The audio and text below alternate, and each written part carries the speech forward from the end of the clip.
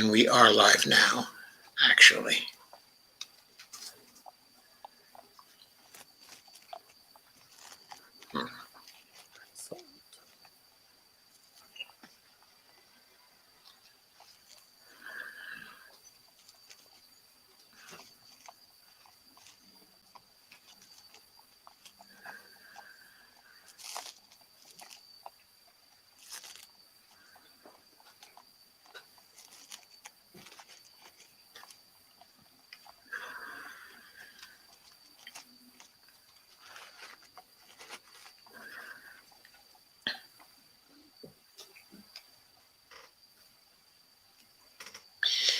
Okay, is everybody having fun organizing for Day of the Dead?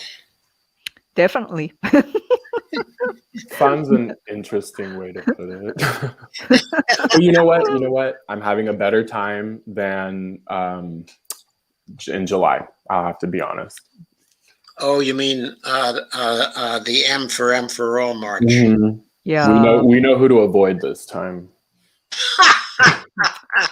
Yeah. You know, we were being attacked from like all different sides, and so that was interesting. That was interesting, but in a way, it was tremendously successful from the outside. Mm-hmm. Yep. It looked good to us who were not. I'm really happy to hear that. I mean, 56 cities, maybe 57, I forget the exact amount. That is an accomplishment in this area. Yep. And everyone who participated in it should be very proud, I think. Yeah, I agree completely. And also, I mean, in terms of like what I heard from people in San Francisco, I mean, I was hearing from a lot of lifelong activists in the healthcare justice area that they were really glad that we did something like that, because there's nobody doing direct actions these days in San Francisco. So, they were like very pleased and they were energized, and it was nice to hear. Yes, It was very nice to hear. And of course, it's important that the activism continue to go on, as we'll be talking about in just a minute. Exactly. But at that point, I'm going to announce you, and introduce you in a proper way. So I'm done with my sharing. So I'm going to go back to the main StreamYard view and remove the promo here. Get that out of the way. Hi, everybody. It's the In-Depth Show, of course, and I'm your host, Joe Firestone. And my guests for tonight are the organizers of the Day of the Dead protest that will occur in San Francisco on October 30th. And that, correct me if I'm wrong, my information tells me will end up at Nancy Pelosi's mansion, where there will be a vigil held and a number of other different kinds of activities that will make San Francisco a very live place. Now, my three guests tonight are Sukuru Agender, Edwin De Jesus from the city, of New York, for New York City. He's running for council in New York. And Eric A. Curry, who I believe has declared his candidacy to run for Congress, if I'm not mistaken, in the San Francisco 12th, which for those of you who do not know is the seat of one Nancy Pelosi, or Nancy D'Alessandro Pelosi, for those of us who remember the old days. Okay, so I suppose what I need to do now is give you the floor so you can tell me about the organizing and you can tell me about what the program is going to be for the Day of the Dead. Who would like to start? I can start. Okay, Thank Eric, you. please do. Thank you so much, Joe, just for having us on tonight. In these day and age, I really see the importance of independent media, and that's how we're getting the news out, because the mainstream media is not covering things like this and is not covering things that are important to everyday Americans. So I just wanted to begin by thanking you for having us on tonight. Well, thank you very much, Eric.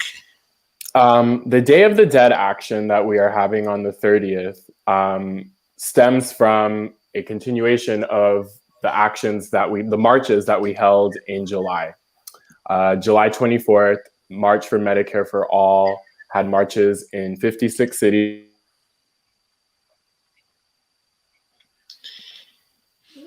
across the crew, and I were reflecting, I should say, afterwards, and we agreed that that could not be the end of it. We agreed that we had to continue, keep applying pressure. We had to continue this fight. And we were looking at the timeline. It would have been very easy for things to get mixed up in the holidays and then to push things off until next year. And we agreed that that would have been way too large of a gap, which is when we came up with the idea for Halloween, for Day of the Dead, at the most haunted house in San Francisco where dreams and deals go to die. That would be, of course, the house. So, Nancy who was the Pelosi. genius who came up with the idea? Sukru. Actually, I have to give credit to Sharif. Okay. Yeah. At the national meeting, he was the one who kind of had the idea of this placing the coffin, specifically placing the coffin on the Nancy Pelosi's front lawn. Oh, wow. And I was going, so, and yeah, me being one of the SF, San Francisco organizers, I was like, well, let me think about this. And we just kind of, put them together. So, yeah.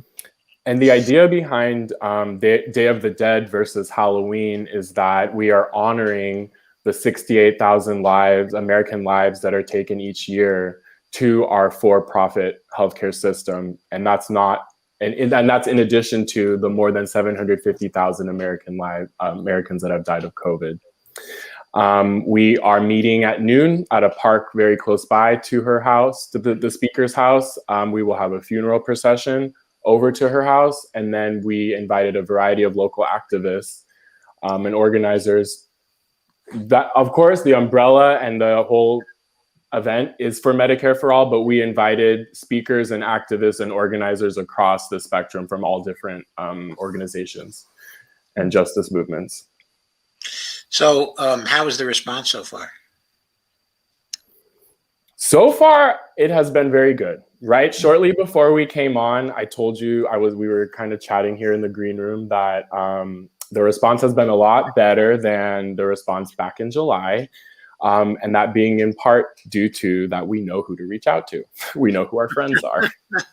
And if I can add one thing, really like what's remarkable about this particular action on October 30th is that we are, having a, healthcare justice activists from across the nation, actually across the country, to actually join us in San Francisco, in addition to the local, activists.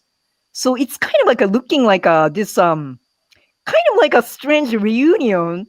Even though we haven't like met majority of people in person, it's kind of like we are like really connected, in solidarity, based on this issue of healthcare justice, and really like us like wanting and needing Medicare for all right now, so it's very exciting for us, local organizers to like welcome, everyone from like across the nation, and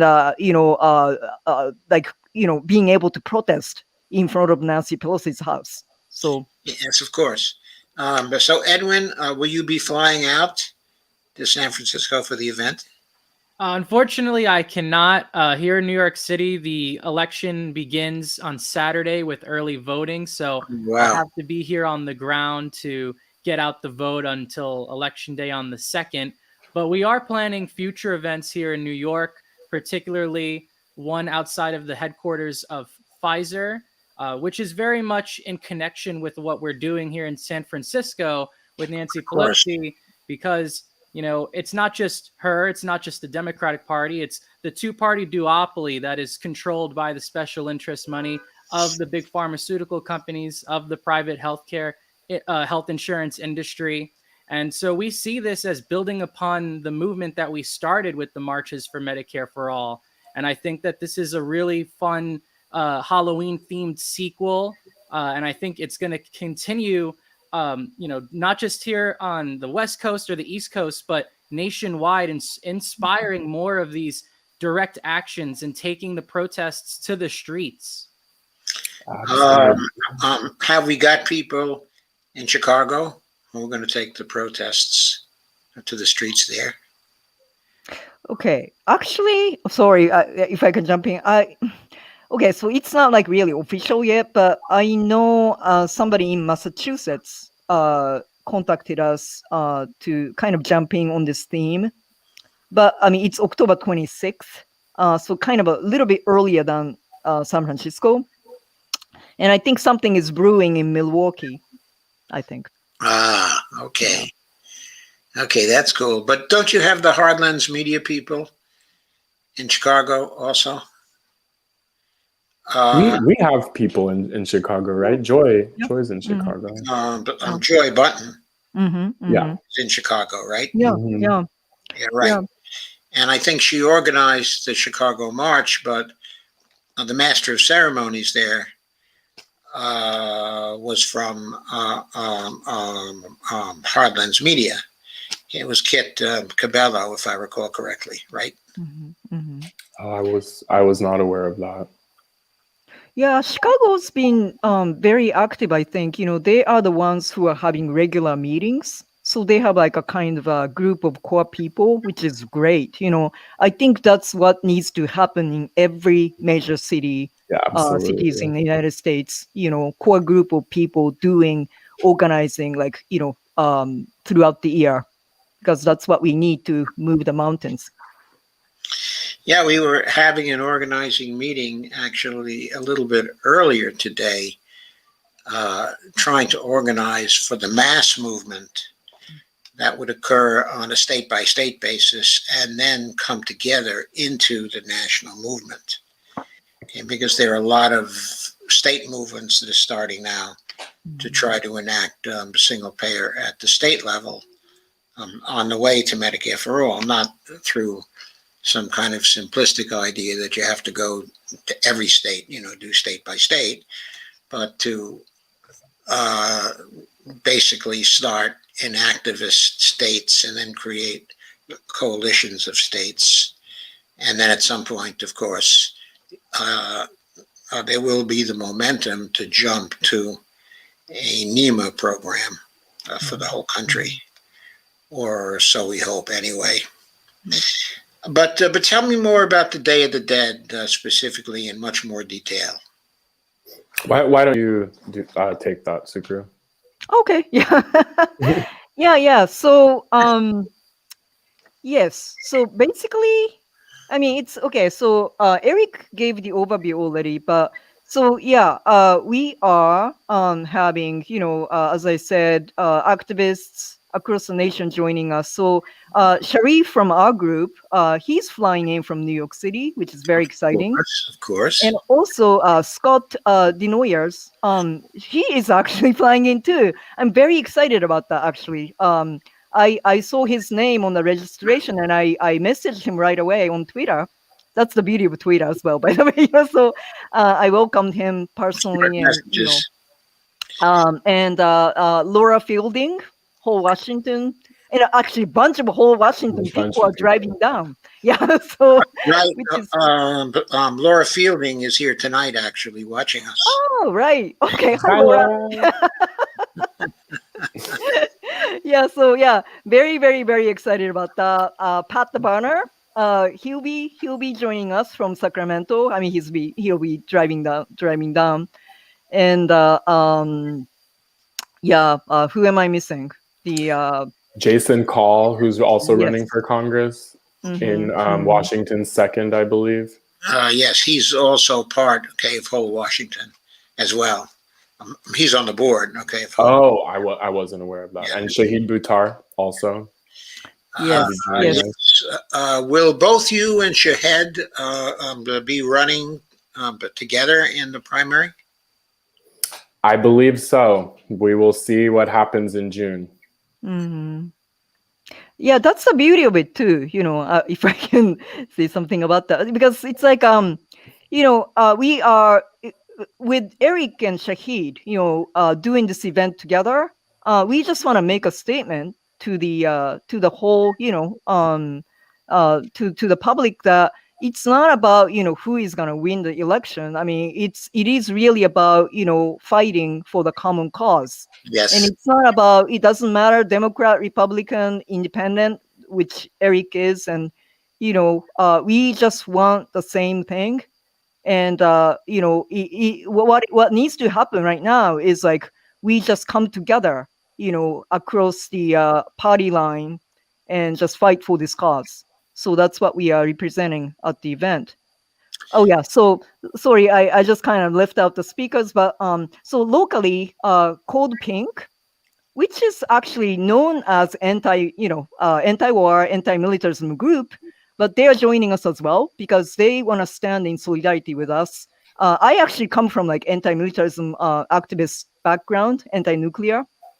So I reached out to them because and requested their presence because another thing that we are representing through this event is that it's a multi-issue movement. It's not a single issue anymore. Yeah, I think we need a united front. We have to come together. So what's happening with the unions right now, labor movement, is very exciting for us too. And I think, eventually we have to, get the support, or we have to support the union and labor movements as well. And, because Medicare for all, healthcare issues huge for any and every workers in America. So, yeah, anyway, so Cold Pink, Extinction Rebellion will be there. Extinction Rebellion too, huh? Yep. Climate justice people will be there. And also reproductive rights activists. Yeah, we have let's see, what is it? Ruth Sent? Hmm? Is that the organization, Ruth Sent? No, actually, Freedom Socialist Party and Radical Women. Yeah, they are endorsing us. So yeah, And they'll then be there too. PHP also. Right. Yeah, PNHP. Yep. PNHP. Yep. Is it local PNHP or national PNHP? California, the statewide. California Yeah, PNHP. Mm-hmm. Yep. Shifting a little bit over to Edwin, can you tell me a little bit more about the Pfizer event that's going to go on? Yes, so it'll be taking place on November 15th outside the Pfizer headquarters here in Manhattan. And so we want to get an army of people to come out and support us and let our voices be heard and tell Pfizer that they're not going to generate billions of dollars in profit while also price gouging medicine and, making the vaccines inaccessible to the global South and perhaps having too much influence over our government, particularly with politicians like Nancy Pelosi, really the whole establishment, not just Pelosi, but Pelosi is, again, the figurehead of, Speaker of the House. And we have the Progressive Squad who voted for her for Speaker without demanding any concessions in return. And so that definitely had an impact on at least the New York City March for Medicare for All, because at least here in New York City, we have so much sectarian politics that divide us. And so if we want to hold our favorite politicians accountable, that alienates certain institutions that, are trying to elect progressives into, Congress, into the state legislature, city council, etc. So it was a little bit more of an of a difficulty building that coalition because of the history that a lot of the lead organizers, such as myself, have had with Force the Vote in the past. But more people agree when we can take on bigger, politicians like Pelosi and bigger institutions like these big pharmaceutical executives. And we're going to be sending around a letter.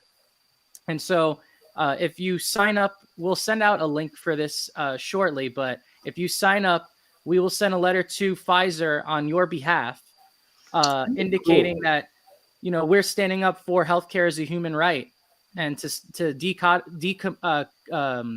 commodify healthcare.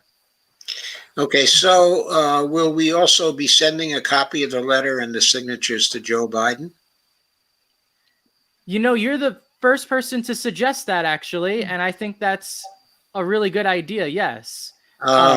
He's the one who, with the stroke of the pen, Right. would be able to liberate the Pfizer vaccine for the whole world and the Moderna vaccine and all the other vaccines here too, because they've all been developed to some extent with federal money. Yeah, and also with a stroke of a pen, could, with executive order, guarantee healthcare to everyone through Section 1881A of the Social Security Act, yes. And cancel student loans, but he can do a lot that he's not going to do. And don't forget, he can also mint the $100 trillion coin. And the reason why that is useful is because with $100 trillion sitting in the Treasury spending account, of course, all that money can't be spent. What can be spent is only what Congress has appropriated or what they need to pay down the debt.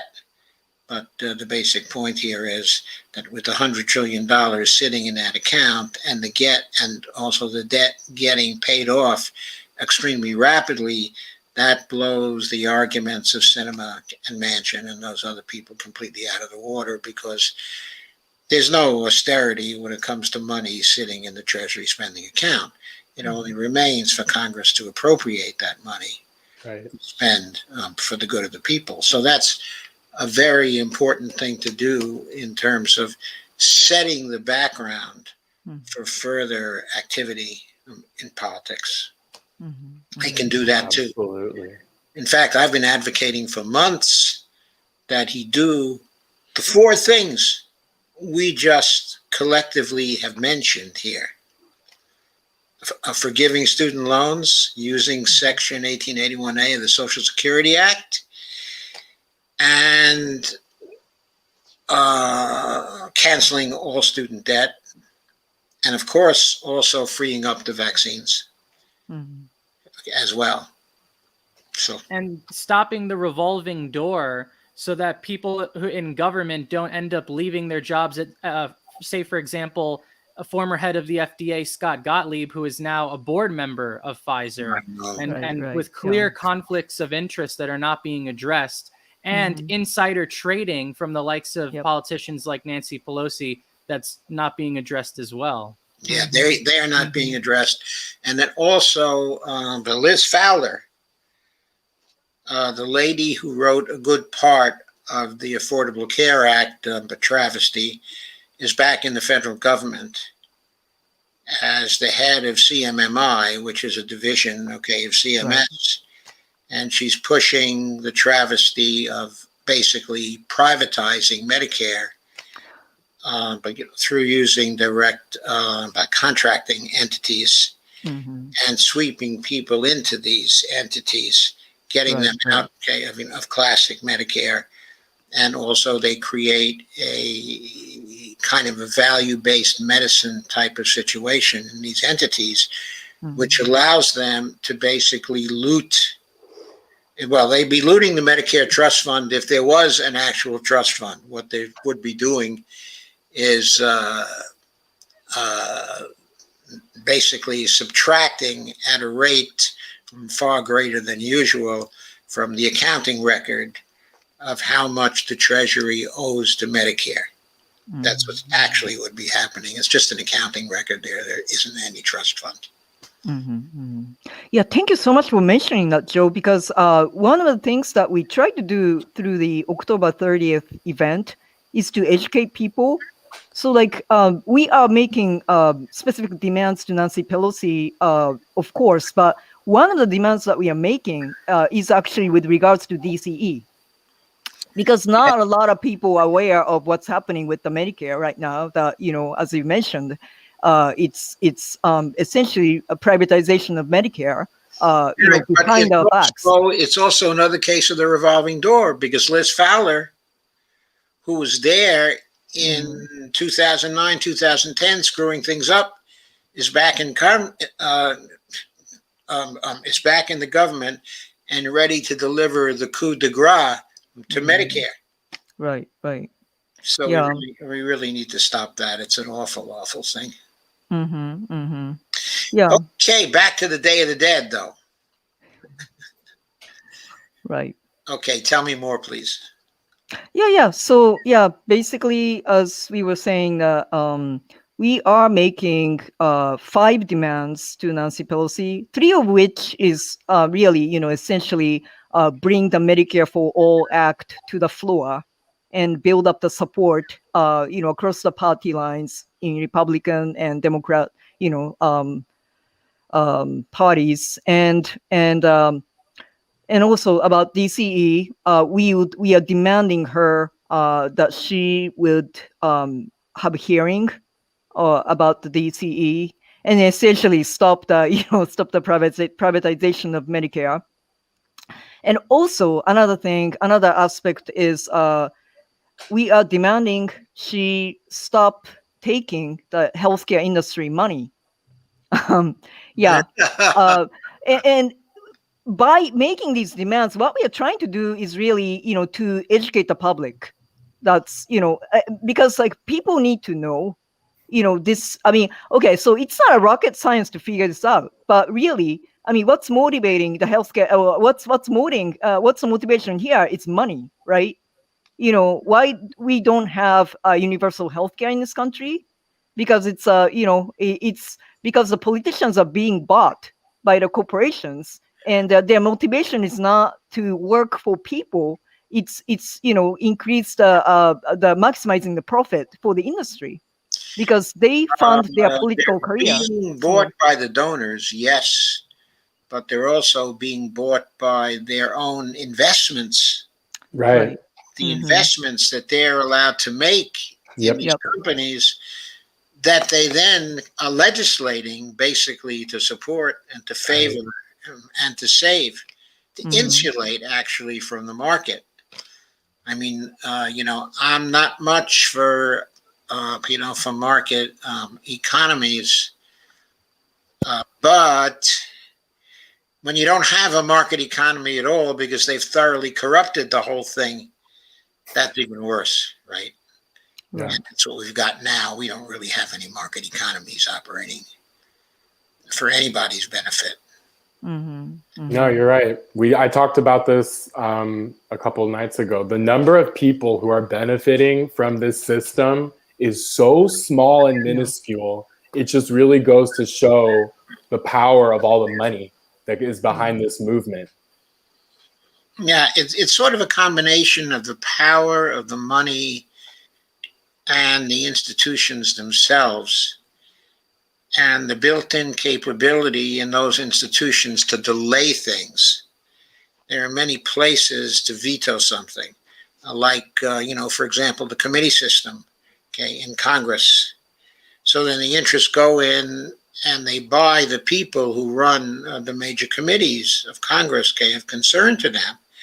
Once they've bought them, you know, the people who basically run the committees, then the other people in Congress are subject to careerist kinds of influences. If they don't get on the right committees, they're not able to do things for their districts. So even if they themselves are not completely bought, the people who are bought get to control them due to the committee structure and also due to seniority considerations, and also due to rules in Congress, whereby basically nothing goes to the floor without the consent of the speaker. Right. One basic thing that would really change a lot is just pass a rule through Congress such that bills would get a floor vote if in the House, let's say, there were 20 co-sponsors.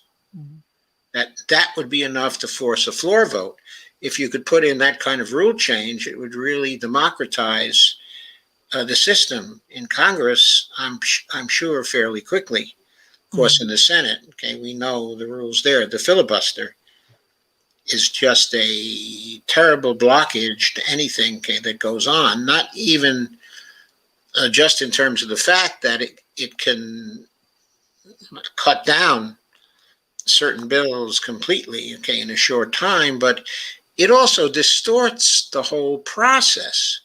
In other words, instead of having like 15 small bills, not so small bills, but 15 bills that you can pass, you're forced by the filibuster to lump a whole bunch of things into a single reconciliation bill that then can be hacked up by a few senators. And it makes it easy for McConnell to get all the Republicans but to come against it. Whereas if you went with a lot of different small bills that impact on the different interests of Congress people across the country, certainly some of the Republicans would be breaking off a situation like that. But when you lump everything into a reconciliation bill, then the partisanship in Congress is just accentuated by the fact that everything hangs on the reconciliation bill. In other words, the whole record of Joe Biden and his ability to get a favorable outcome in 2022 is subject to whether that reconciliation bill is going to be successful or not. So he just wants a bill that he can talk to and that, he can claim a victory with respect to that and talk about all the wonderful things that are in the bill. And of course, we know they're not so wonderful. And with each passing day, they're getting even less wonderful.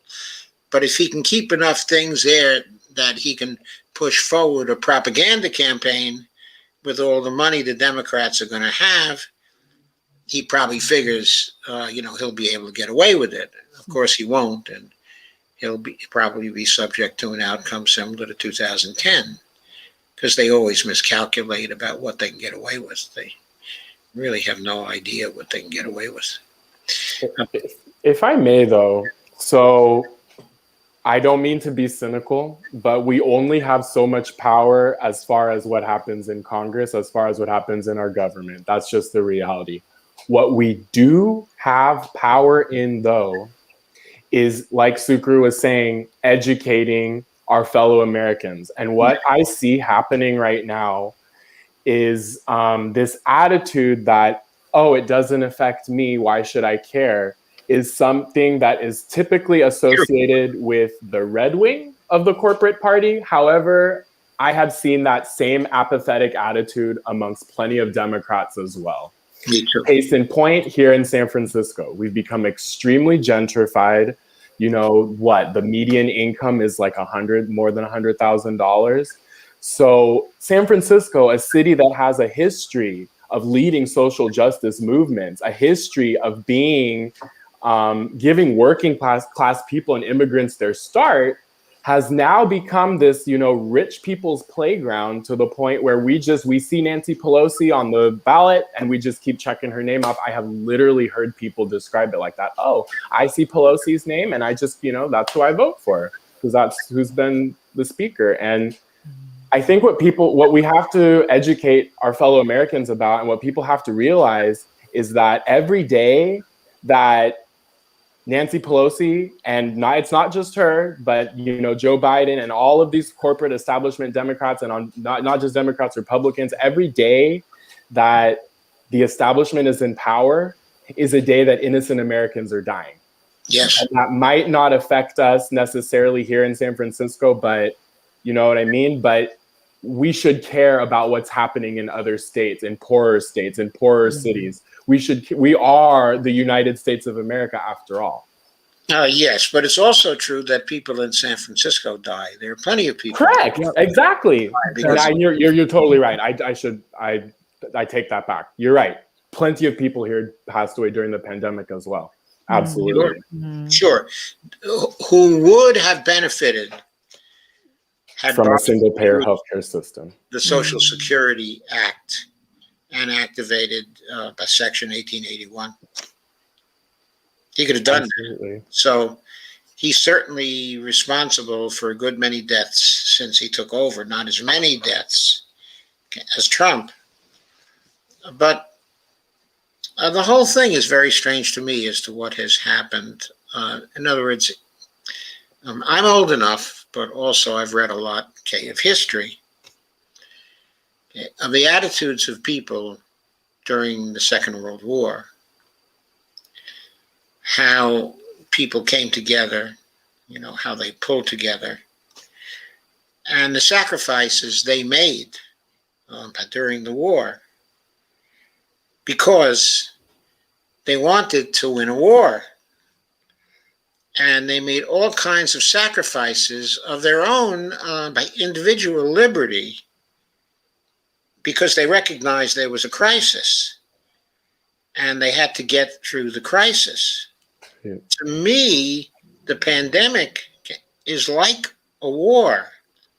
I agree. But we don't look at it that way. And we haven't organized to get rid of it in the same way we organized for the Second World War. Had we done so, we might have had a result like the New Zealanders have. I mean, they've lost something like 28 people out of 5 million people. It's incredible. If you multiply 66 by 28, those are the fatalities we might have had here instead of having over 1 million fatalities. It really is over 1 million fatalities. The Institute for Health Metrics Evaluation at the University of Washington estimates that the actual deaths due to COVID, because a lot of deaths were not actually recorded as due to COVID, but when you compare deaths last year, or the year before, I should say, and this year, it's quite apparent. It's over 1 million fatalities now, compared to what might have been 1,700, 1,800 fatalities if we had organized properly to handle this. But now most of that is due to leadership failures when Trump was the president. But there have been plenty of leadership failures since the Democrats took over. Right. There's no move to actually radically change things with respect to treatment, of COVID, and with respect to helping to get rid of it, not just in this country, but in the world at large. So you're right, though, that the educational value of the event that you're organizing is very, very important and should be very central to the endeavor.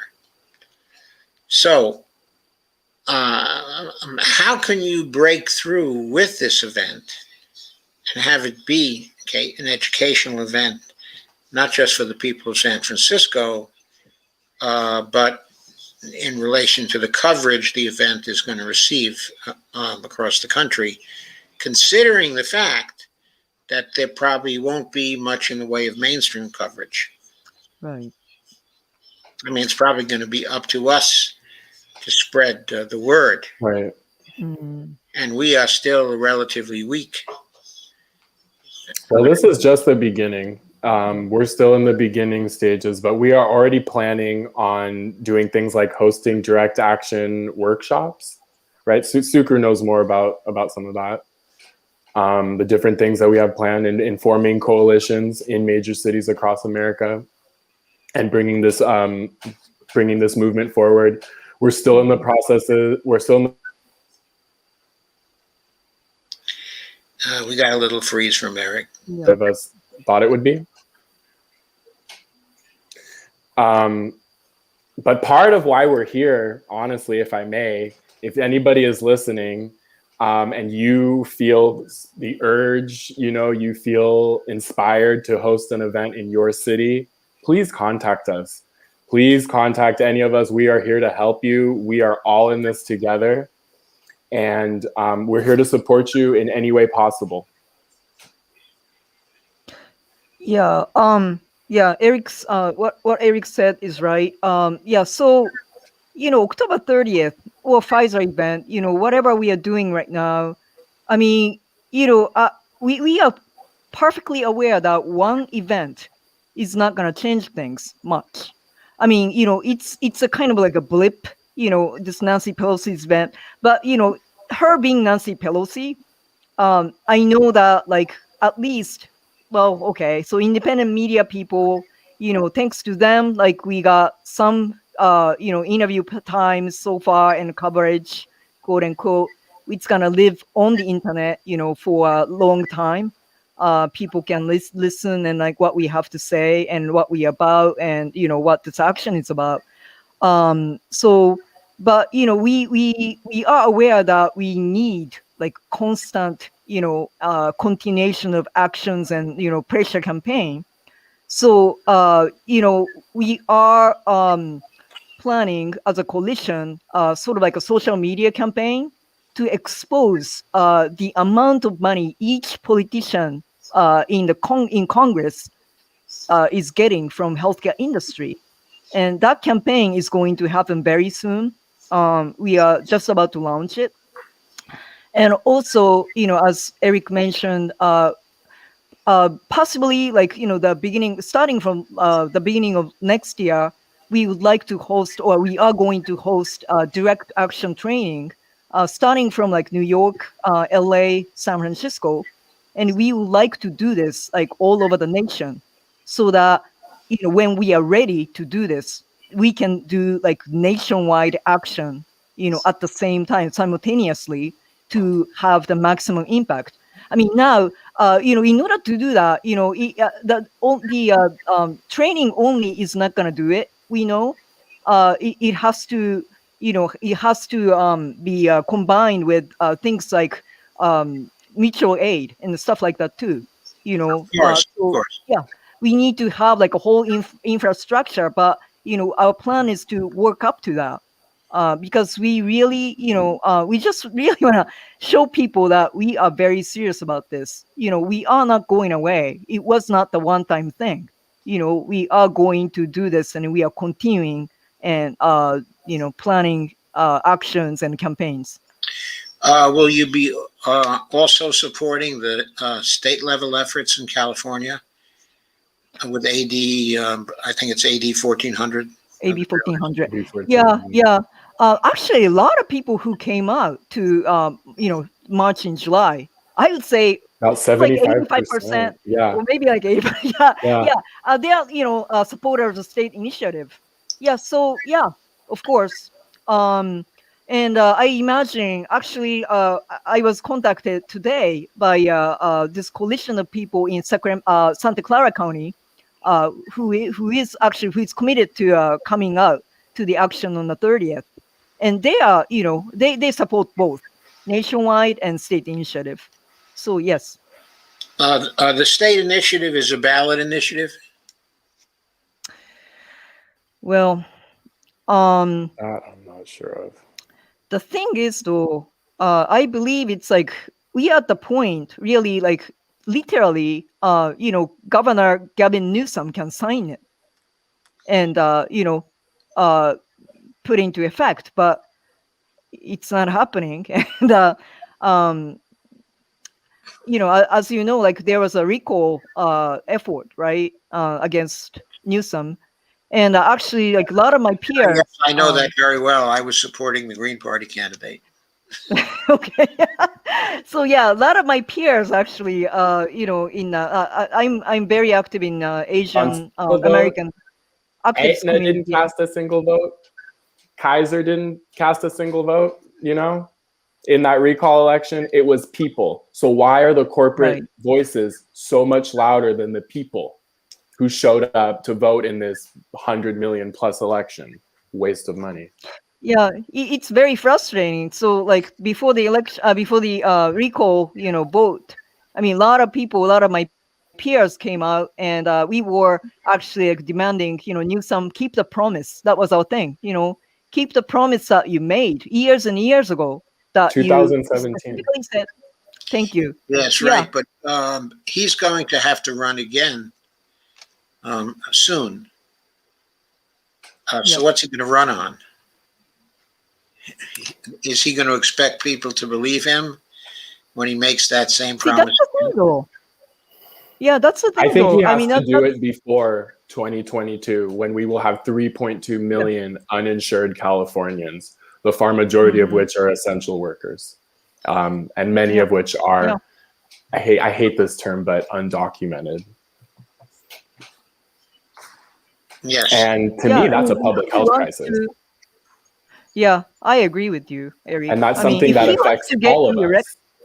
Right. Yeah. Yes. If Newsom wants a bunch of undocumented Americans in California. Well, the way I think about this is, look, you might have good healthcare, I might have good healthcare, but in San Francisco and in New York, where everybody takes public transportation, that doesn't really matter if the person sitting next to you doesn't have good healthcare. That's the way I see it. Like, this is something that benefits all of us, and it only works if we all get it. Yes, right. And it's a public health issue. Yeah. As you said. But, okay, so you are going to pressure at the state level too, which means that you're going to develop campaigns at the state level to go after Newsom? Well, actually, okay, so let me actually keep it. And Edwin, if I'm like inaccurate about this as a coalition, please jump in, because Edwin is a spokesperson for the coalition. So, okay, so previously what I said was like, yeah, we like, I personally support both nationwide and state initiative. But I think as a coalition, we are not really specifically focusing on statewide state initiatives, actually. So I don't think as a, March for Medicare for All coalition, I don't think we will do a state initiative, campaigns, actually. However, as individuals, some of you am. would support a state initiative campaign. I am. Yeah, I am too. All right, and you're supporting a state initiative in New York too, aren't you, Edwin? Yeah, the New York Health Act. The New York Health Act. Okay, exactly. So the three of you are all in favor of the state-based efforts as part of a larger effort to get, to Medicare for all. But the M for All coalition is not for that. They're only focused on national efforts. Correct. Why is there this kind of disconnect between the M for All coalition and the beliefs and intentions of people who are putting in so much work to organize for them? Just a question, folks. I'm going to allow one of you to answer that. Edwin? Yeah, I don't think it's that we reject the statewide initiatives. In fact, I think what we see is a multi-strategy approach. It just so happens that our coalition is nationwide, so it's easier for us to connect on federal level issues. But I don't think there's a single person within our coalition that thinks it's a bad idea to do statewide. And in fact, some of us are talking about how we can pool our resources between these nationwide and statewide, and how we can go back and forth and balance and supplement each other. So I don't think it's a rejection. I think it's more of a... So let me ask, a little more clearly, but for a little more clarification. When you say the coalition, who are you talking about? We're talking about former organizers for the marches, as well as former volunteers for the marches, and new organizers and new volunteers. M for all. Yeah. Yes, I know. But there were a lot of the Red Berets involved in for all in a number of cities, not just in Seattle. And they were, from the beginning, both for a national effort and for state-based efforts, fighting on all fronts. Okay. And so I know they have wondered why the national coalition isn't in favor of fighting, okay, on all fronts. I mean, the three of you obviously are. Yeah. If I might add, I'm just going to say go ahead, Eric. there are people who believe that that are only for a national solution, and they believe that supporting state-sponsored initiatives will kneecap any national movement. There are many people who believe that. Yes, I know there are many people who believe that. Within the coalition. However, right now, today, we're looking at a defeat of the Democrats in 2022. We're looking at a defeat of the Democrats in 2024.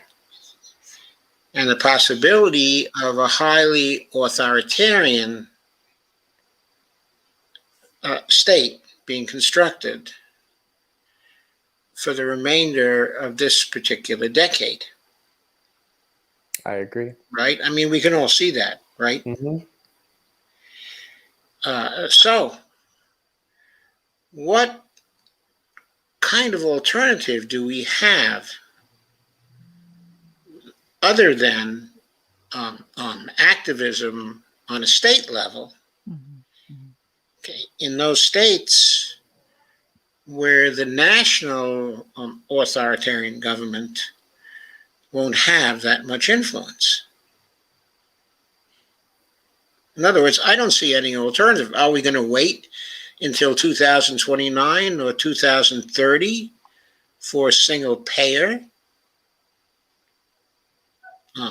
at the state level, or 2029, 2030, 2035, for Medicare for all, okay, at the national level? Are we really going to wait for that? And this is where some of the controversy that we faced planning the marches in July came from, is that local groups, not even necessarily within the coalition, although there is a little bit, but even just on the ground, there's a lot of disagreement about the strategy that we should take forward. But you raise a very valid point. I think you're right on the money.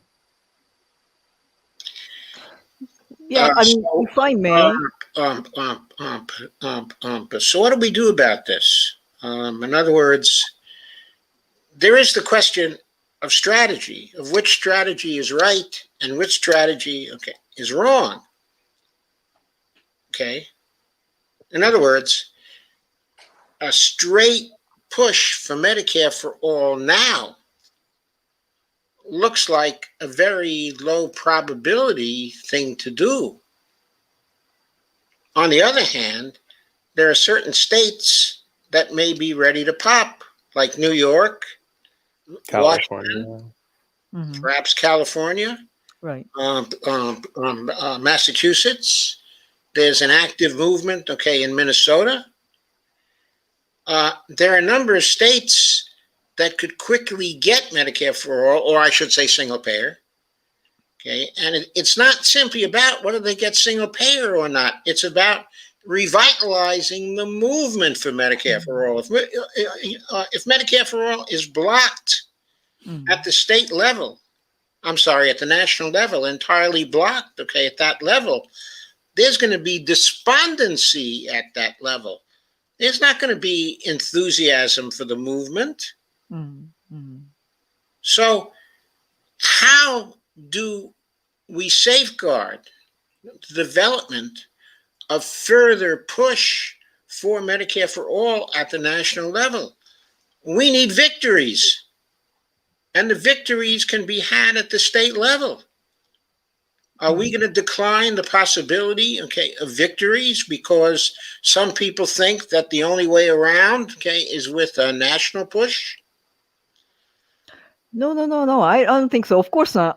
Yeah. So let me jump in. I think how Edwin described it was absolutely correct because yeah, it's not a it's not a negation of statewide initiative. We don't negate that at all.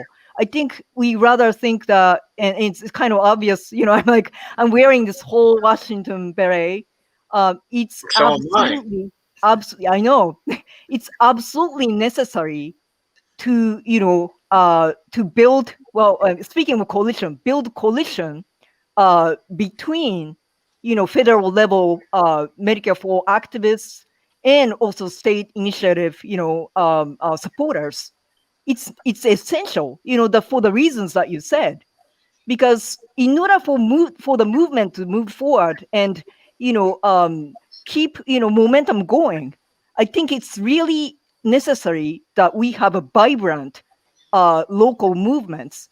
And I think it can be said, it's not only healthcare justice. As I said, I'm from like anti-militarism, anti-nuclear movement. I mean, we organize locally too, but our aim is, federal level. But it's absolutely essential in any movement. We have a strong, vibrant activities on the ground locally. Yes, So yeah, and of course. victories on the way, intermediate victories before the final victory. Right. If you don't have the intermediate victories, you never get to the final victory. Okay, but how is the fighting on all fronts movement, how is it supposed to get those victories without the help of M for all? If you're going to say we're not going to be active on the state level as an organization, how are we who are doing the fighting in all fronts supposed to be successful without your help? I'm sorry, I didn't mean to get into this. I meant to focus, on the Day of the Dead, but it just seemed like the conversation naturally led us there. Yeah. Perhaps a good analogy would be if the fighting for all fronts were the army, then M for All would be the special forces to come in and reinforce that army from the top down and have some sort of overarching structure that the ground up movements can operate within and use it as a connection for both the statewide and federal initiatives together in some sort of cohesive framework that pools resources together. So I definitely would disagree with anyone that thinks that our institution is a rejection of statewide. It's definitely an enhancement, in my opinion. Okay, that sounds good from a theoretical point of view, and I think it's true to some degree. We do need to have overarching integration and coordination. Okay, that is vital. We need to have sharing of knowledge and sharing of techniques and methodologies. But we also need help from the bottom up. If M for All is going to refuse to provide that kind of bottom up help, but only ask for bottom up help from other organizations, how can that possibly work? Yeah. Again, I wouldn't say that it's just M for All. I think there's also statewide and local institutions that perhaps look down upon M for All, and so there's a disconnect between the coalitions. Yes, so it's a mutual thing that needs to be addressed. And like I said before, a lot of it has to do with sectarian politics and one group wanting to claim credit for something at the expense of not helping another group, and that's the source of our suffering. So I think that as we continue to evolve, we're going to be building upon this ground up movement. And even though, the Day of the Dead is specifically geared toward the U.S., Congress and the Speaker of the House, it can generate enthusiasm for the statewide. And when we do events, like for the New York City March for Medicare for All, I was handing out campaign for New York Health Act literature as well at the event, so that people could understand what the single payer initiative was, because a lot of people don't know about it, because Medicare for All is more of in the mainstream dialogue, but the New York Health Act is less known about. So yeah, I Right. think we're Okay. working So that tandem. is absolutely true. And of course, okay, the Day of the Dead is a very important event and very valuable for the movement, for reinforcing commitment and for energizing people. It's going to be, okay, an energizing event. I mean, anybody can see that. It's just going to be wonderful. I mean, I'm sure that's going to be true. Okay, and your plans to carry it out, or to carry on by going shortly thereafter to Pfizer, that, okay, is also wonderful. Okay, but there are a lot of other things that are going to be wonderful too. Like, for example, there's going to be a 2-day protest and vigil in Vancouver, Washington on November 19th. Okay. That's going to be an event of whole Washington, of course. So, it's going to be state-based, but I'm sure we could use some support from M for All for that. I mean, even if the support is only on social media, okay, or only in terms of suggestions. Mhm. But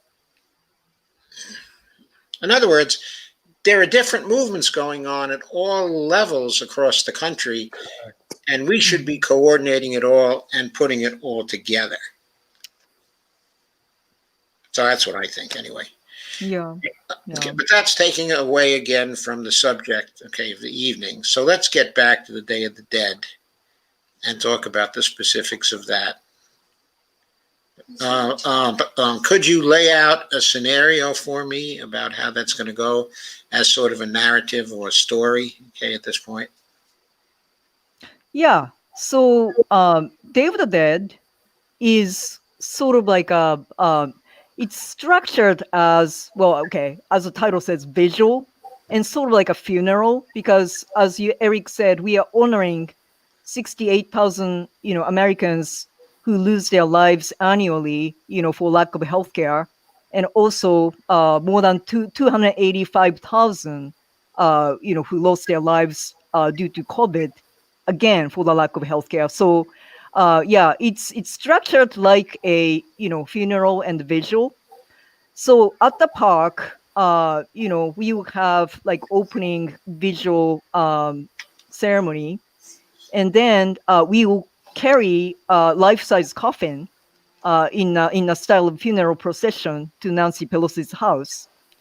And in front of Nancy Pelosi's house is where the main speaker event takes place.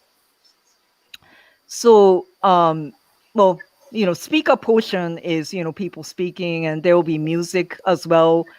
But kind of like a visual element, kind of a visual and visual element of the ceremony is one, we will at least try to place the coffin on Nancy Pelosi's lawn, which I don't know what's gonna happen, because as Eric knows, as a local person, the Nancy Pelosi's house is guarded You can't touch 24/7. it. Yeah, by the police force. So if you make any move to touch her, infringe upon her like private property, Private property. yeah, they'll come after you. So, but we'll at least try to place the coffin on her front lawn. And also, we would like to present medical bills, real, the medical bills collected from real people. Actually, to that end, we haven't made a much progress. So, if anyone who is watching this wants to send us their medical bills, of course, like with the private information crossed out, we would greatly appreciate it, because we would like to deliver this to Nancy Pelosi, so that she knows, so that she has the visual evidence that so many of Americans are suffering from lack of healthcare. So yeah, so these are the two things that sort of like a visually, happening at the event. Yeah. So it's kind of like a short and sweet. It's a 2-hour event from noon to 2 p.m. Because we need to be quick at Sibelius's house, for actually, yeah. But how many people do you expect at this point? Or is it just totally impossible to tell? Probably 50. Yeah. I'm more optimistic that we're going to get closer to 100, but that's just me. Yeah, so am I more optimistic because when I hear about the people flying in, Right. Yeah. maybe a considerable number of people flying in. So, and we've been getting the word out. All right, and you've been also putting posters up in San Francisco, right? I have plans to start that next week. Because you can't leave stuff up for too long. Yeah. Or I should say, you can't put it too far in advance. Yeah, but next week, yeah. Yeah. And a lot of actually right now, like person-to-person outreach is happening, thankfully, to local healthcare justice activists that I mentioned. One of the greatest thing about the march in July, as I mentioned, maybe like previously, like a lot of healthcare justice activists in their 70s, 60s, who've been in this for 30, 20 years have come out and they fully support the effort. They're very energized and excited that we are doing this. So it's like I have people helping us, making phone calls like person to person and just like asking people to come out to the event, which is very, very encouraging. And I think that's what we need. Social media is great. Yeah, we can achieve certain things with that. Email's great, but like person to person contact, very important. Yeah. Very, very important. But if you have that group of older people, who have been active in the movement for some time, I think those people alone could produce the 50 you're talking about. Yeah. I guess I'm a little bit conservative, actually. I guess as number-wise, I suppose. Yeah. Yeah, maybe Eric's right. Yeah, we can have maybe 100. And who knows, the hills might keep everyone away, even though I planned a pretty good route. At least I think so. Yeah, it's up on the hill. Yeah. Prepare to hike. It's not an easy neighborhood to get to. Yeah. Yeah, I suppose that she planned it that way, right? Right. But she's had this house for such a long time that she's had an opportunity to shape the whole neighborhood. Right. And Feinstein lives 3 blocks away. Yeah. Oh, really? Oh, yeah. The Mrs. Doubtfire house is like 2 blocks in the other direction. They call it Billionaires Row for a reason. Yeah. Yeah, probably they all wanted to have access to her parties. She became a powerhouse in the party by throwing these parties in her place. And I remember I read her autobiography, her memoirs or her autobiography, and they were saying how they just bought a house so they could have it in the district because everybody has the opportunity to do that, right? Let's just buy a house in San Francisco. Okay, so if you're willing, I'd like to move to some of the comments, at this time, because we have a number of comments. And usually some of them are funny and worth going through. And sometimes there are some very good ideas that come out. So Lana Dale says, hi, all, been losing the Fed on and off for days. Oh, the Fed or the feed?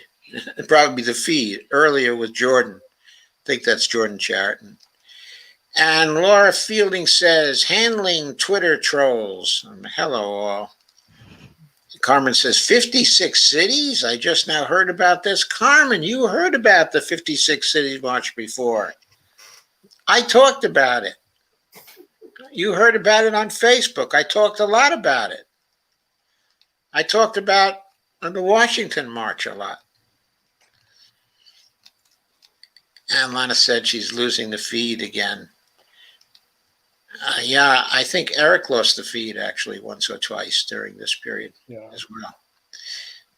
But Lana says, why do I see people tweeting that Bernie funded fascism? I don't know. There are strange rumors that have been floating around lately. For example, there were rumors saying that there were millions of dollars that went to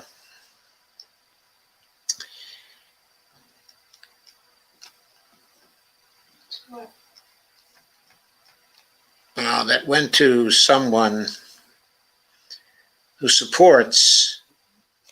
gives technical support to a whole bunch of live streamers on the left, but really purely technical support, okay, and who's anonymous himself because he has to keep a job.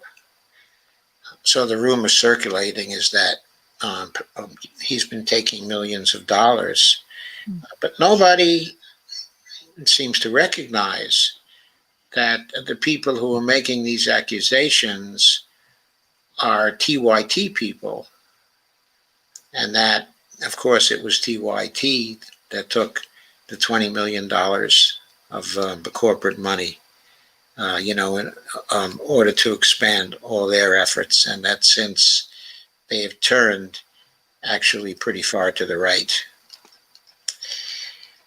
Carmen says, Lana, must be a case of accuse the other side of that which you are guilty of. Carmen says, thanks, Eric. I sure didn't know this was going on. Carmen says, hashtag vacate the chair, which does raise a question.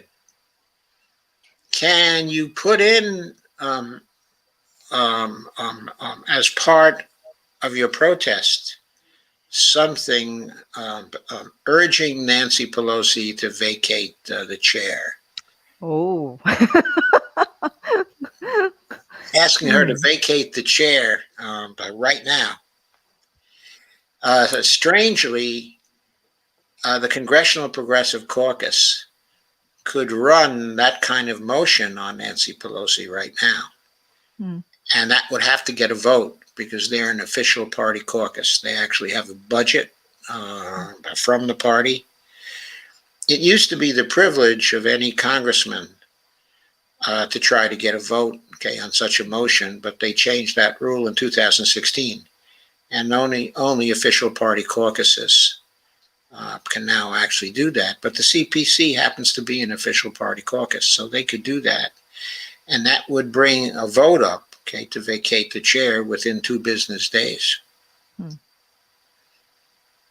Anyway, maybe that should be a part of the protest. MC noted. We're gonna have 2 options there, You sure will. So Laura says, are we going to wait until after we all speak before placing the coffin? Oh. I believe we have. Yeah. We haven't actually straightened out the order of events yet. But I think at this point, the placing of the coffin will come at the end, because we don't want to create any disturbance, basically, like before everyone, speaks. So we let everyone speaks and then save the risky part till the end, I guess. Yeah. That's probably a good idea. Yeah. And Carmen says, I'm sure you are, Lana. The fascists are definitely going by their playbook. Sandy Deck says, the Day of the Dead rally sounds awesome. Yeah, it really does sound awesome, doesn't it? Sandy says, I need to push. I wish I had Medicare for All sign on my yard skeleton. That's a really good idea. Sandy Deck lives in New Jersey, so we could have this spread a little to New Jersey. Right. On her yard skeleton. Laura says, I think something is brewing in Milwaukee. Tsukuru. I'm quoting you there. Tsukuru. And Lisa Theobald says, hello, folks. Great panel of activists. Edwin, Eric, and Sukuru. I think we'll be seeing a lot more, okay, of Edwin in the future. You're scheduled for another conversation with me on October 28th, I believe, Edwin. Okay. And you're also probably going to be doing some things for KRTD Media as well, is my understanding. So I think you'll be seeing a lot of me there as well. Carmen says, hi, Lisa. Yes, this is juicy already. Laura says, red berets from Medicare for All. Anna says, great guests. And Laura says, yes. Jason Call, joined by one of the most talented craftivists I've had the honor of knowing, whose name is Michel de Villiers. I think I pronounced that correctly. Carmen says, wow, I can't wait to see the coverage of this. Sandy says, union strong. Teachers union is a strong union to have on board. Laura asks if you've reached out to students, the student wing of PNHP. I guess it's students of PNHP. Yep. Okay, so you spoke to Daniel? Well, actually, we are going through PNHP. I mean, the main body. So they are speaking to their students, I think. And actually, I'm going through like another group as well. The Santa Clara group is speaking to like one of their local PNHP student group. Okay, because but Daniel lied from students for PNHP. Was the Las Vegas organizer for M4M for All on July 24th. And he said he would rally a few people. Oh, okay. Your effort, okay. Great. Well, we'll get him contact. Great. Okay. I can send you his contact information. Oh, yeah, that's great. Yeah, please do. That would be awesome. Thank you. That's great. Carmen says, Edwin knows. And Vara Ramakrishnan says, hi, all. Thank you for doing this. Happy to see the wonderful feminist, Eric Curry, here. And Vara says, anything Biden does via executive order can be shot down by the 6 unelected theocrats who rule us all. We need to agitate against SCOTUS. Well, we certainly do, but what he does via executive order in terms of activating the Social Security Act, that would be very hard to overturn because the language in the Social Security Act and the language in the Affordable Care Act that supported it are pretty explicit that he has the authority to do that. And this is also true, of course, with respect to forgiveness of student debt. He definitely has the authority to do that. All kinds of legal people have looked that over. I don't think people will be able to go to SCOTUS, with respect to that either. And the platinum coin is another very solid thing that he can do from a legal point of view.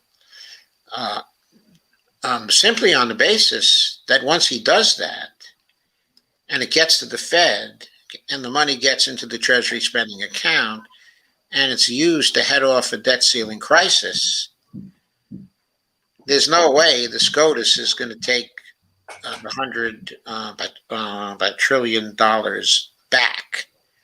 That's one thing they're never going to do because that would cause a financial collapse.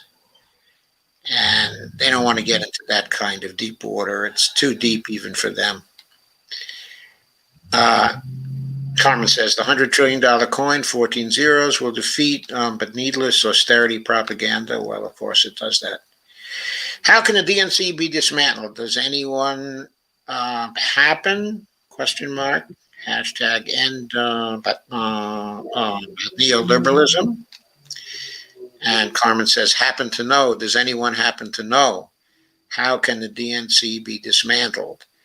Well, the DNC is a corporation.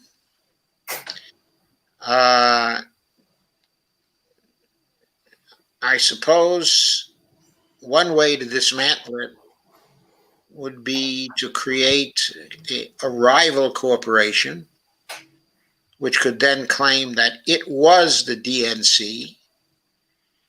And then there would be a court fight, undoubtedly, on who was the DNC. And maybe the party could split around the DNC committees. There might be, a progressive DNC, and I don't know. I don't think that's a very well thought through plan. Actually, Carmen, that's the first time anybody has asked me that question. And I have to confess, I don't know the answer. Sandy says, my comments are fading in and out. I guess it's a new update to Facebook. Lara says, Sandy Degg, thanks for sharing to our giant group. I hope the coffin is made of balsa wood. It's that lightweight and will break easily. So Bonnie, my wife, says she hopes the coffin is made, of actually balsa wood, because it's so light. Okay, and I'm sorry, coughing spell here. Excuse me while I take a drink of tea. Mm-hmm.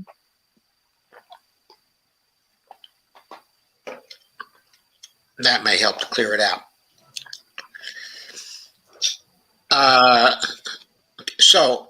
Anyway, if it breaks up, it's not likely to hurt anybody, or anything as well. Carmen says, if people are comfortable in either party, they won't empathize with the struggle. Well, those people who are comfortable, in either party, but there are so many people these days who are not comfortable, with either party. Even people who declare for one or the other party are not so comfortable these days. And of course, as you know, there is a plurality of the country, the voters, that are independent, that are not affiliated, with either party. I don't think people really understand what's happened, in this country. Like, if you go back to the 1950s, 40% of the country, was Democratic, a little more than 40%. And around 40%, were for the Republican Party as well. And the two parties were fighting over 20%, of the electorate. But the heavy majority of people were declared for either one of the parties. There was nothing like 43% of the people who don't actually declare for either party. And there was nothing like having people who actually declare support for the party, be it something like 28%, 24% of the electorate, 22% of the electorate. Those are the figures that we're getting today. I mean, they have to indicate that the party system is under tremendous stress. And I don't know how much longer it can take that stress. We'll just have to see, I guess. It's got to go. Got to go. Got to change. Yeah. Got to collapse. I'm sorry, I scrolled down a little too fast. That's probably the iPad. Just ignore it. It will stop in a moment. My iPad, not mine. I don't know. I'm not sure where it's coming from. Oh, it's actually our phone, but I didn't have the ringer on, so I'll have to decline the call now. It's actually from Jonathan, so I'll have to call him back later. But Jonathan is our son. Oh. So.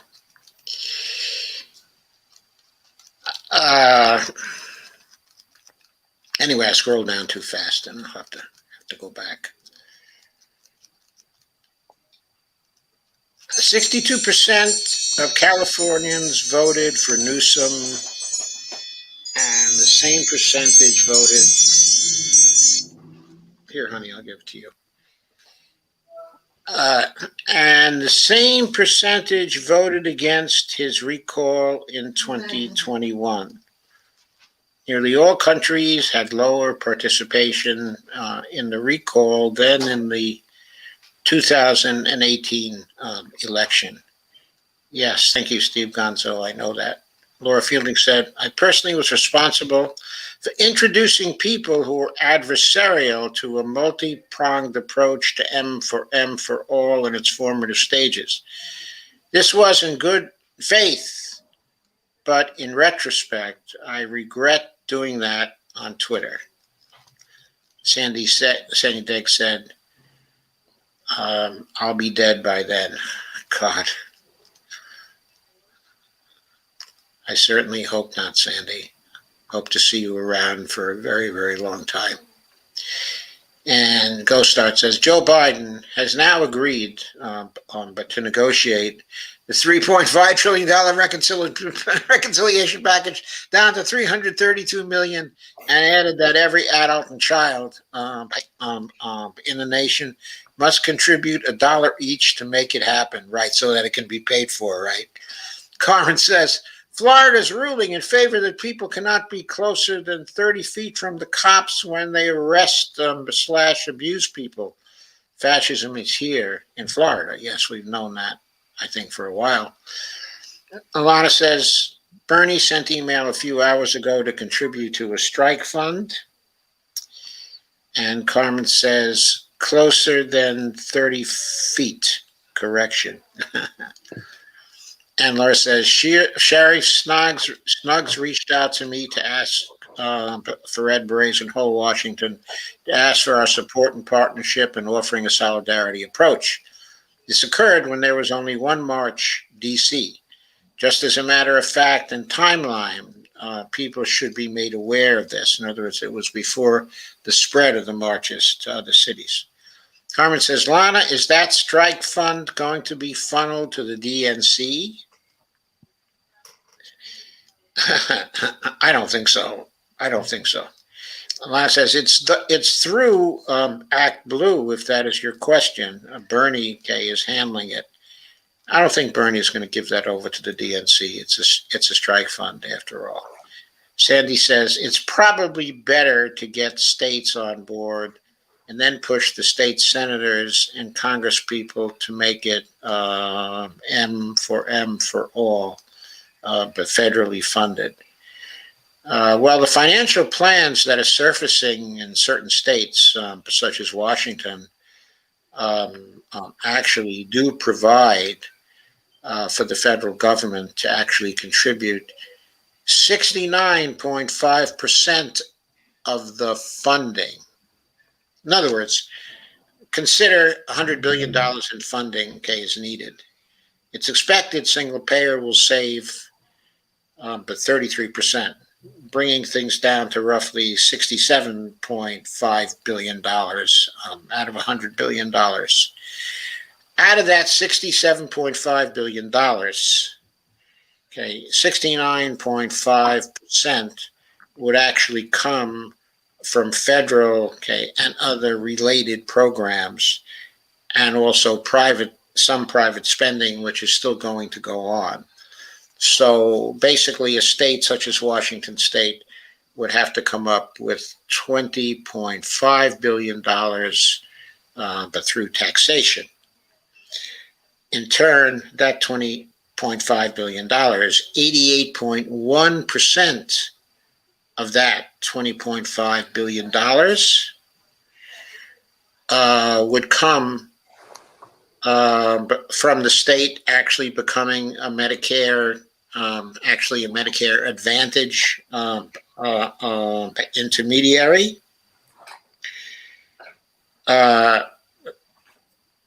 So that would account for roughly $17 billion by itself, and then another $17 billion would be accounted for by the state turning over the administration of the Medicaid program to the Whole Washington Health Trust. So that's $34 billion. $34 billion out of the $47 billion that was going to be accounted for by federal funds, okay, of one kind or another. The actual state funds would be based on taxation, roughly 8.5% the payroll tax. This sounds like a lot, but it replaces the employer contributions to healthcare plans, which are running between 17 and 20%, okay, in Washington, okay, at this point. So it cuts down the employer expenditure by 50%. And then there's another 2% that would come out of the payroll, okay, of people. This is, though, a relatively small amount when compared to the premiums they would have to pay under the Affordable Care Act. So it's a good deal for people, too. And so those two things together would account for 88.1% of the state funding that would be raised. And by the way, in Washington, at least, okay, the projection is for a surplus in the first year of $12.225 billion. And Nancy Trachinsky says, I can't help but think those in power will view state-based single payer as an opportunity to sabotage that state's program so it fails, then use that to kneecap the M4A movement. Yeah, I know that's the RP line. I am very familiar with it, but if that happens, okay, it's going to be clear, okay, that it happens. It's going to be visible to everyone. So how could that be used to kneecap the M4A movement? I mean, after all, the RP position is that at the federal level, the M4A program is always a fiscally sustainable program. So if it fails at the state level due to sabotage, then all you have to do is say, we told you so. It still doesn't mean, okay, that it's going to fail at the state level. So I don't see why that's a problem for you folks. Sandy says, well, we could be spinning our wheels forever. Laura Fielding says, just as a matter of correction, Sukuru, it's a red beret for Medicare for All. We do craft them in strong support of whole Washington, but we also donated many berets to the M4M for All, DC, Utah, and Columbus, Ohio. And for the record, there are people on the National Steering Committee who did not want our voices involved. Carmen says, right, go start, Act Blue, no good. And Carmen says, Bernie is tripping. Laura says, but I will say, knowing that the three of you are in leadership and our solidarity organizers does ease some of my concern. And Lana says, okay, will you guys tell me which strike fund you have recently contributed to and the link? I'm not sure which guys you're addressing here, Lana. So maybe you could make that clear in a comment. And Carmen Eunice says Common Dreams. I think what Carmen is talking about is the article that she's referring to was from Common Dreams. And Laura says, correction update, Joe. The event is now being put on by Red Berets for Medicare for All and coalition partners. Whole Washington is not holding in-person events as we suspended a signature gathering. Thank you, Laura. That's a correction. Okay, I said the Vancouver event was going to be a whole Washington event, but it's not going to be a whole Washington event. It's going to be a Red Berets, okay, for Medicare for All and coalition partners event. So that's the correction there. So whole Washington wants to be consistent until the board gets our COVID the protocols moving forward in place. Solana says Common Dreams has a strike fund. That would be interesting if it did. By the way, but feel free to comment on any of these as I read them. I'm not attempting to filibuster here. I have a comment for the next one. Continue. Okay. Is someone going to cover like a news video of this event so we can share the video to groups? Okay. Whoever does this probably will be arrested. Please, after the speakers is my request.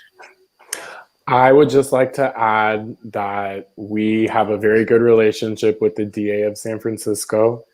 And generally, he does not prosecute peaceful protesters. And gosh, this is maybe I don't know how many times we've been in front of Pelosi's house. And like one time we were there and we painted a mural in the street. We shut the entire street down. So, yeah. Oh, so you have the DA on your side. Oh, yeah. Oh, yeah. Good. That's excellent. Carmen says they have journalists I trust. Okay. And Michelle de Villiers says, we seriously need to use Berlioz's Symphonie Fantastique, The Witches' March. That's a good idea, actually. Yeah, that's a thought. Yeah. That's a really good idea.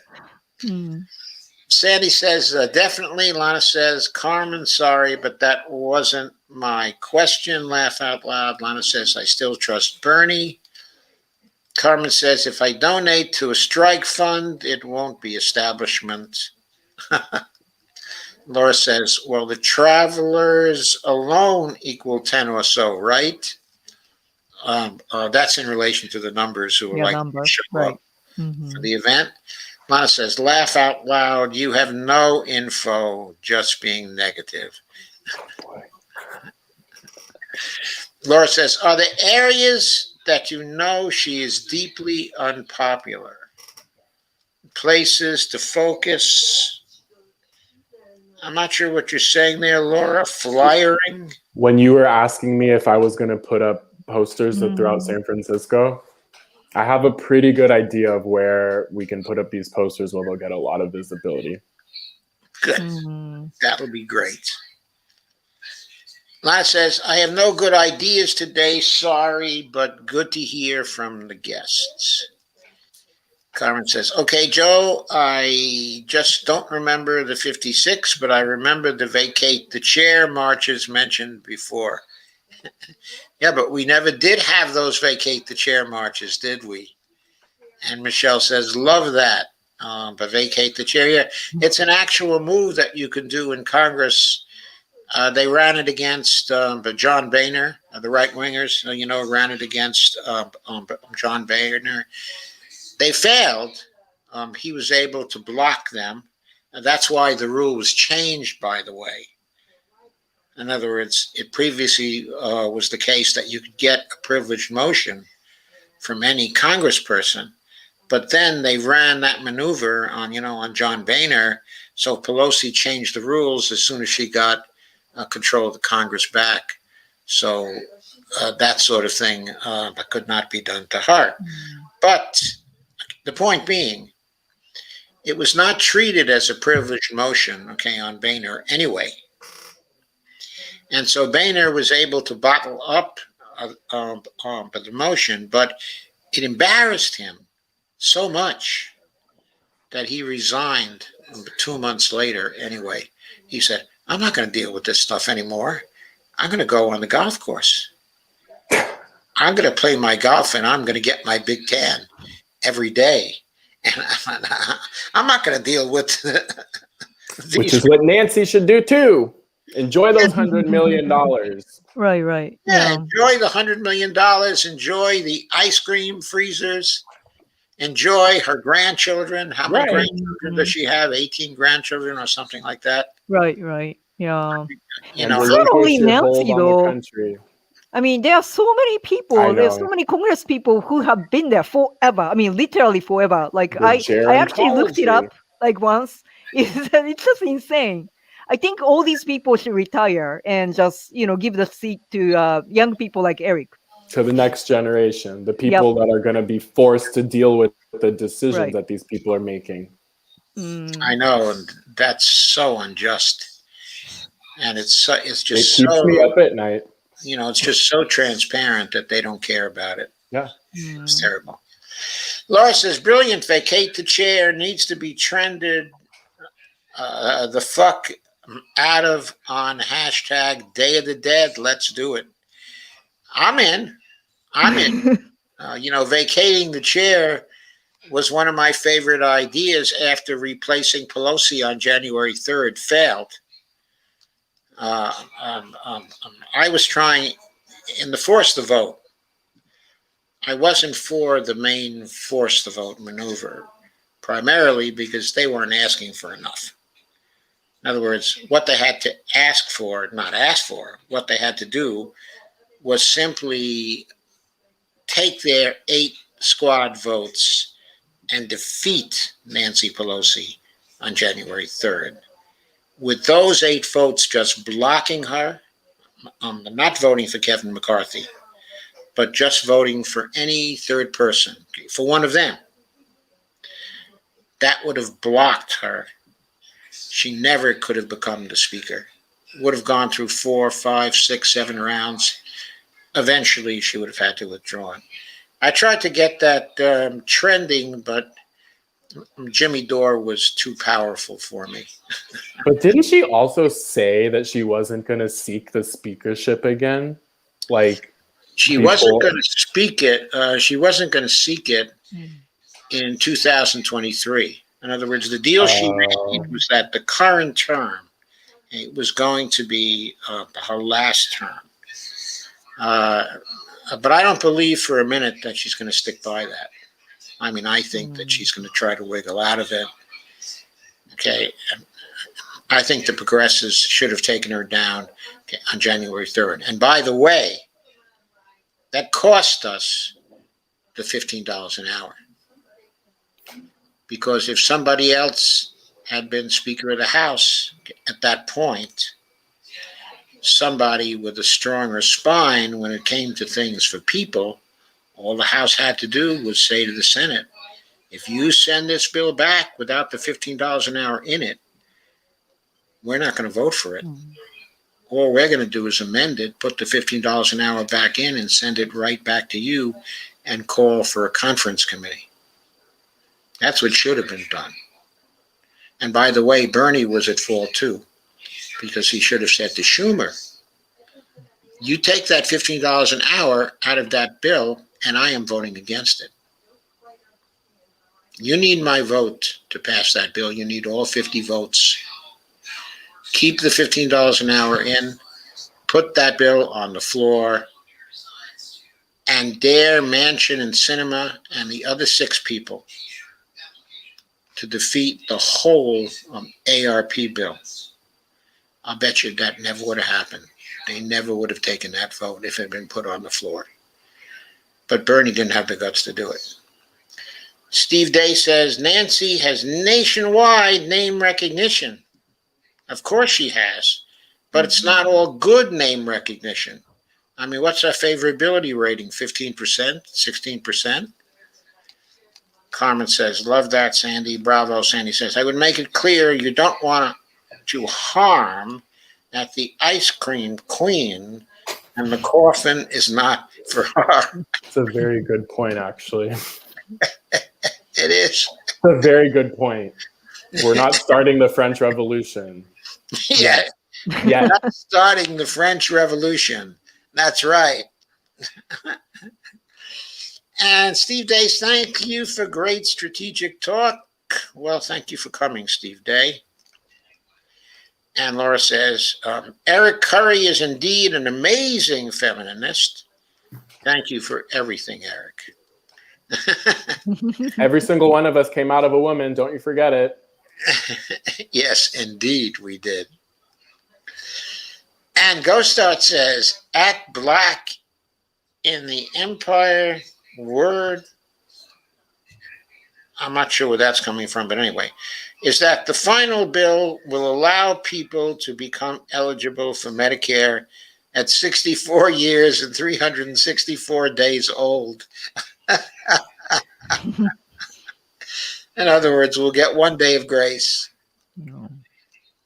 Oh, that's a riot.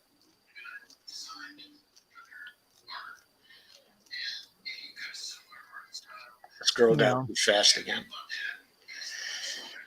Okay, Carmen Yunus says, make the coffin from the bones of the dead that died Wow. from lack of health care. Mm, That's a inspired idea, but it may be too late to actually do right. that. That may take quite a bit of skill to make the coffin from the bones of the dead, but boy, that would be something. Sandy says, we want to help, not hurt anyone. Carmen says, love the Zen sound effects. I'm not sure where those Zen sound effects are coming from. It may be coming from the bedroom where my wife is talking to my son. And Ghostart says, the gravity of Jupiter keeps most asteroids and space rocks away from Earth. Without it, Earth would most likely be uninhabitable for humans. That's an interesting bit I've never heard of before. Thank you, Ghostart. Carmen says, thank you, Jupiter.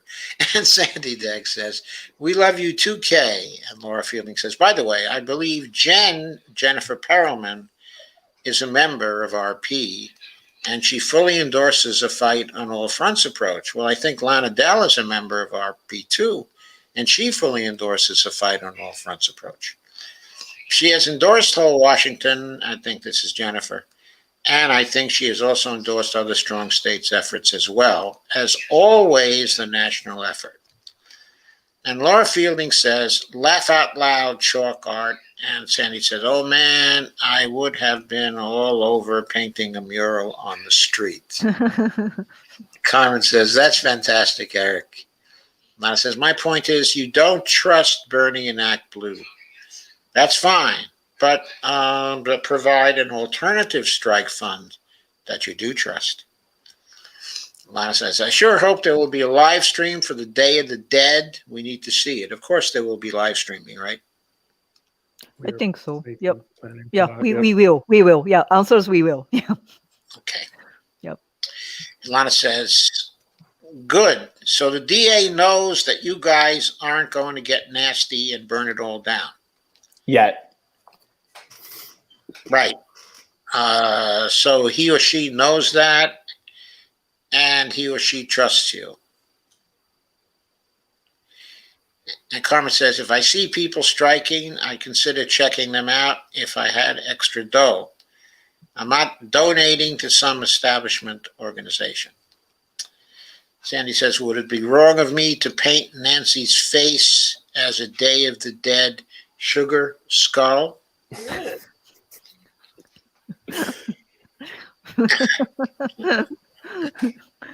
We're getting some really good suggestions here, aren't we? Yeah. Carmen says, let's seat Debbie Dingle. Indeed, we could do a lot worse than Debbie Dingle. Remember, Medicare for All runs in her family. And Steve Day says, hashtag vacate the chair, hashtag the Day of the Dead. Lana says, Debbie Dingle, Debbie D, whoop whoop. And Laura says, I don't believe Pelosi sticks by it, either. Abs also, she can do a shit ton of damage between now and 2023. Yeah, and if she doesn't stick by it and is reelected in 2023, she can do a shit ton of damage in 2023 and 2024. Yeah. I mean, hell, she did a shit ton of damage during the Trump administration. I know. Yep. For example, she let that $4.6 trillion money cannon go through to the corpse in the CARES Act. She let that slip through. She probably had no idea that it was going on. Carmen says, Pelosi gets too much money for the DNC. She won't leave but willingly. That is quite true. Lana says, didn't John Boehner sing Happy Days Here Again after he made his announcement? Yes, I think he did. That's very ironic. Lana says, Carmen, strikes are going on all over the place. Why haven't you seen any of this? That's why Jordan is out there interviewing them. Michelle de Villiers says, Laura Fielding, you do run on. And Carmen says, I'm dying, Lana. I don't get out that much. Sandy says, you could carry ashes of the dead. Yeah, you could carry ashes of the dead, I suppose. That's another idea. We dropped off ashes actually from burned houses in the Paradise Fire, I believe it was, in one of the auctions we did. And we did leave ashes from somebody's house who burned down at her door. Oh, that was really wild. Laura Fielding says, and also thank you once again and every day, Sukuru, for the Red Beret YouTube solidarity video. You and the person who recorded you. Yep. I have it as pinned tweet, as you know. You said everything so beautifully in a very short clip. You are truly appreciated, says Laura. Oh, thank you, Laura. I appreciate you as well. And Lana says, you could cover the coffin with as many names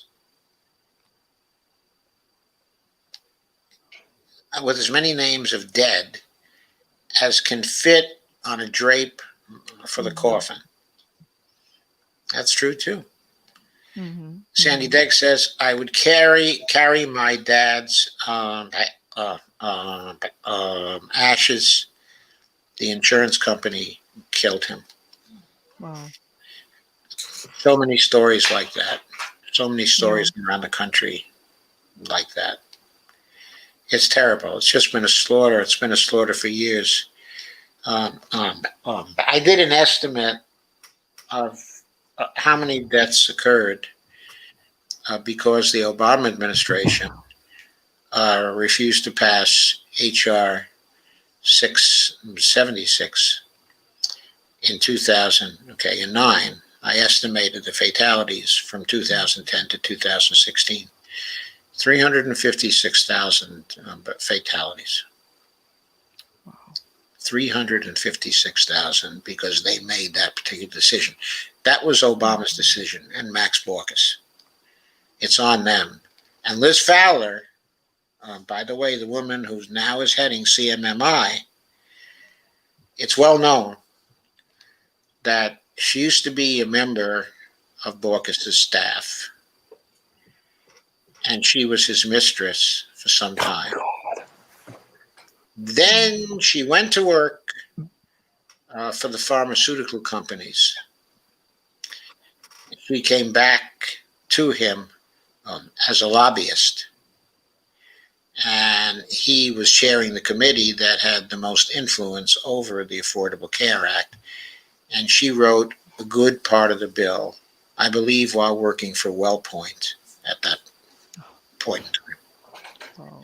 That's the story. That's the old story. And Michelle de Villiers says, you do run on as Southern for you make me blush. Oh, I'm sorry. I didn't realize that, Michelle. Sandy Degg says, if you do the D coffin. Carmen says, guys, just take your blow dryers and melt all of Schmancy Nancy's designer ice cream. That was so offensive. I mean, that one video was so offensive to so many people in the country. This woman showing her sheer affluence. I mean, how out of touch can you be? Yeah. Just let them eat ice cream. It's like, ha ha. Let them eat ice cream. Yeah. That's what this is, folks. Like, let's not get it twisted. That's exactly what this is. Yes. Which means, well, I won't make the obvious remark. Anyway, I think we've gone through all the comments. So thank you all very much. This was really a very engaging conversation. And a very engaging comment stream also for all of you out there. Steve Gonzo with a parting shot says, breaking, 5 veterans on Kirsten Sinema's advisory board have resigned. This is a quote. Quote, you have become one of the principal obstacles to progress answering to big donors rather than your own people, unquote. Yes, I saw that news item. That isn't a joke. I saw that before starting the stream. So thank you all for coming. We'll call it a night now. And I wish you the utmost of luck on this fine action, okay, that you're Thank doing. you. Thank you, Joe. I expect it to be wonderful, Yep. and I am in full support of it. Thank you Thank so much. you. Thank you, Joe. Okay, it Thank was you for everyone who participated and Yeah. watched. Thank And you. Sandy says, thank you, Joe, and all the wonderful guests and everyone here. And Dolores Pierce says, thank you for great discussion and show. And Laura Fielding says, see two of you very soon because of Yes. Yeah, we are very excited to meet I you. am very excited. We're gonna Yeah. get all the berets out. Yeah, Laura's really an extraordinary person, as you'll find out when you meet her. I should talk. I've never met her in person myself. And Dolores Pierce says, good night, everyone. And Carmen says, thanks much. You four musketeers was wonderful. Dolores says, we need to get Kay's comments fixed. I know we do. I have no idea how to fix those comments. Okay, we have someone who religiously comes to our streams, and for some reason, her comments are not showing up in the Facebook stream. On this interface, I can see the YouTube stream, actually my own YouTube stream, the KRTD Media YouTube screen, and I can also see the Facebook comments. For some reason, I can't see her Facebook comments. It's been going on for days. I have no idea why I can't see her comments. I can see her comments when I go to Facebook, but I can't see her comments through StreamYard. And she's such a valued member, okay, of our group also. She's so nice. John wants you to call. Okay, I'll be happy to call John. Good night, everyone.